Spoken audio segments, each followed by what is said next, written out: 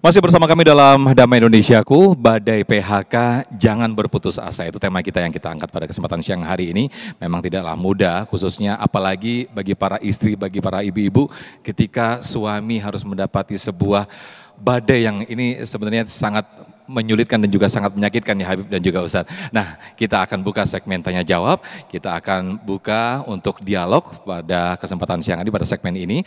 Kami persilakan ada 2 pertanyaan dari jamaah akhwat dan juga 1 pertanyaan dari jamaah ikhwan. Kami persilakan terlebih dahulu untuk lebih berdiri terlebih dahulu. 1 pertanyaan penanya dari jamaah akhwat, boleh silakan yang sudah diperkenalkan namanya dan disampaikan pertanyaan. Silakan dengan ibu siapa ini?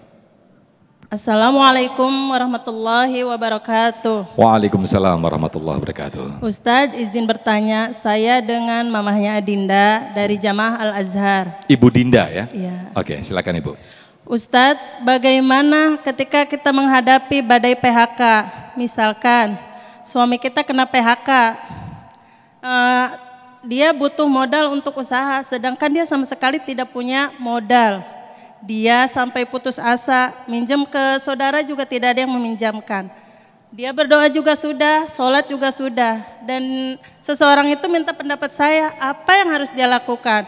Cukup sekian pertanyaan dari saya. Wassalamualaikum warahmatullahi wabarakatuh. Waalaikumsalam warahmatullahi wabarakatuh. Jadi sebetulnya yang terkena PHK ini suami Ibu Dinda atau tetangga? Oh teman. Karena tadi tanya kepada saya apa yang saya harus lakukan begitu ya. Baik Ustaz Habib Maki, silakan Ustaz. Izin Habib Allah Barifi. Subhanallah. Boleh sambil turun bersama saya Ustaz Habib Maki. Bismillah izin ya. Punten. Jadi subhanallah, andai ada mungkin salah satu di antara kita bertanya seperti ini, namun mungkin ada yang sama dengan kejadiannya. Usikum wa iyaya nafsi bitaqwallah, apa yang harus dilakukan? Sholat sudah, doa sudah, mau coba pinjam uang sudah. Punten ya, kalau kata sudah berarti udah selesai dong. Berarti jangan pernah ada kata-kata sudah kalau dalam berusaha. Ingat, mengatakan kata-kata sudah seakan-akan akan berhenti. Ayahanda bunda tahu yang namanya sa'i? Sa'i itu artinya adalah berusaha tanpa berhenti. Berusaha tanpa putus asa. Andai saja Siti Hajar belum melihat air zam-zam keluar, sampai berulang kali sofa marwah lebih daripada 7 kali pun terus akan dilaksanakan. Namanya sa'i. Kalau seandainya saya sudah sholat, belum berarti belum maksimal. Kenapa? Karena kalau kata-kata sudah seakan-akan dengan mengatakan katakan udah mentok nih, udah selesai. Belum. Allah akan mengatakan urutannya dengan kalimatnya, emang menurut kamu sudah seperti itu? Emang menurut kamu sudah seperti itu? Itu gambarannya. Kayak orang diperintahkan oleh orang untuk nyuci mobil misalnya punten, ketika dicek, Pak saya sudah cuci mobil, bannya sudah dicuci, bahkan kacanya sudah dicuci, dikontrol mengatakan kamu bilang sudah tapi masih kotor, apalagi untuk kepada Allah Subhanahu Wa Taala. Ingat, punten saya sampaikan, kadang-kadang ada orang mengeluh, ya Allah saya sudah tahajud, saya sudah baca Quran, saya sudah sedekah, saya sudah infak. Allah akan balik tanya, emang itu yang maksimal yang telah kau kerjakan? Memang itu, punten bahasanya ya. Jangan sekali-kali dengan mengatakan kalau untuk kepada Allah kata-katanya sudah. Jangan ada berhenti karena lelah, tapi berhentilah kalau sudah tercapai. Itu kata para ulama. Jadi saya sudah tahajud, belum, lanjutkan. Saya sudah duha, belum, lanjutkan. Dalam artian kalau ada orang kata sudah berarti akan maju lagi, apa akan berhenti? Berhenti. Maka jangan kalau para ulama mengatakan jangan sudah, lanjut. Namanya sa'i itu adalah berusaha tanpa batas. Ini pertama. Yang kedua, apa yang harus ditanamkan di dalam jiwa ini kalau seperti itu? Udah dikerjakan ini, dikerjakan itu, dikerjakan kata-kata tadi diucapkan, kalimatnya jangan pernah ada kata-kata berhenti karena saya sudah ini. Punten ya, akhirnya akan menunjukkan kepada putus asa, seakan-akan mentok di situ. Kalau belajar tentang yang namanya haji atau manasik, sa'i itu, masya Allah, sofa itu kan? Sofa itu apa? Ini pelajaran buat kita, bersih, tanpa suudzon, tanpa khawatir. Karena apa? Allah itu Maha Rahman, Maha Rahim. ini. Jadi kalau ada orang yakin kepada Allah Ar-Rahman Ar-Rahim yang disampaikan tadi oleh guru kami Habib Ahmad Al-Kaf, dengan menyatakan apa? Yakin terhadap Ar-Rahman Ar-Rahim. Allahu Akbar. Apa coba? Ingat ya, jika kita memiliki Allah dalam hati ini, maka semua yang ada di dunia ini kita miliki. Sementara kalau saya tanya, ayahanda bunda punya apa? Apa yang kita punya? Apa yang kita miliki? Jawabannya apa? Nggak punya apa-apa. Maka ada kata-kata inna lillahi wa inna ilaihi raji'un.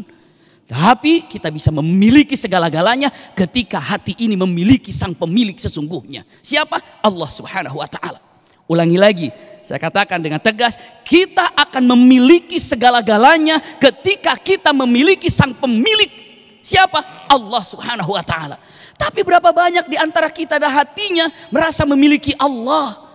Kalau dalam hati kurang kuat hatinya dengan memiliki Allah Subhanahu wa ta'ala, pastikan hanya saya sudah ini nggak dapat, saya sudah ini nggak dapat, saya lanjutkan dengan kata-kata sa'i, safa, bersih hatinya, penuh dengan keyakinan, penuh dengan husnudzon, maka akan mendapatkan yang terakhirnya apa coba? Marwah kan? Puas, nyaman, tenang, nikmat. Allahu Akbar. Kan mendapatkan keindahan. Jadi jangan pernah berpikir mengatakan kayaknya saya nggak berhasil, kayaknya saya nggak dapat, saya sudah ini. Setan makin senang, makin tepuk tangan. Kenapa? Karena setan akan memasukkan ranjau terberat, virus terberat itu adalah putus asa. Hati-hati itu. Ini punten, rizki yang Allah siapkan, setan tidak akan ambil. Bagaimana caranya rizki itu tidak didapatkan oleh kita? Setan tidak mengambil rizki itu, tapi setan menanamkan kepada hati seorang hamba agar dia tidak bisa merenggutnya, mengambilnya dengan perasaan putus asa. Padahal saya tidak ini, saya bukan ahlinya ini, saya bukan ahlinya. Maka punten, dalam keadaan seperti ini bukan dilihat tentang keahlian, tapi lihat kemauannya. Kadang-kadang ada penawaran di sini, saya bukan ahlinya. Penawaran, saya bukan ahlinya. Tidak perlu dengan mengatakan saya ahlinya atau tidak ahlinya. Namun dilihat, punten, mau atau tidak mau. Itu gambarannya. Ingat, punten, usaha. Allah melihat seseorang kemauannya, bukan kemampuannya. Ingat itu. Kalau dilihat, cek baik-baik Nabi punten, Nabi Musa alaihissalam ketika di depannya terhampar lautan, lalu apa? Di belakangnya Firaun, bingung apa yang harus dilakukan. Itu Bani Israel udah putus asa aja. Lalu Allah katakan, Musa di tanganmu apa? Tongkat ya Allah. Pukulkan tongkat itu. Dipukulkan, berubah menjadi jalan. Pertanyaannya, mampukah Allah menjadikan jalan di lautan itu tanpa dipukulkannya tongkat Nabi Musa ke laut? Bisa apa tidak? Idza aradallahu syai'an ayyaqula lahu kun fayakun.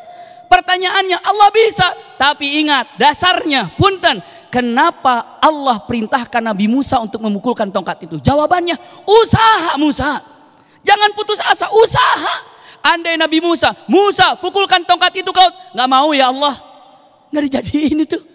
Bayangkan mukjizat aja pakai usaha, apalagi kehidupan yang kita serba di depannya berbagai macam mungkin kejadian-kejadian yang akan terjadi. Maka usaha. Lalu selanjutnya tanpa putus asa, safa. Iya. Lalu selanjutnya apa? Bukan hanya sekedar itu, punten, jangan pernah ada kata-kata sudah dalam melakukan hal ini. Karena kalau sudah ada kata-kata sudah, seakan-akan akan apa bunda? Berhenti dan yakin pada Allah Subhanahu wa ta'ala. Allah Ar-Rahman Ar-Rahim. Nikmati kata-kata ini. Subhanallah. Ini gambarannya. Wallahu a'lam bishawab. Baik, Masya Allah, terima kasih Ustadz Abi Maki. Satu caption yang sangat menarik apa yang disampaikan oleh kita Ustadz Abi Maki, bahwa jangan-jangan terkadang kemampuan kita dibatasi dengan kemauan kita, begitu ya Guru ya. Ketika kita sesungguhnya kita mampu tapi kita tidak mau, maka otomatis kita tidak akan mampu. Masya Allah.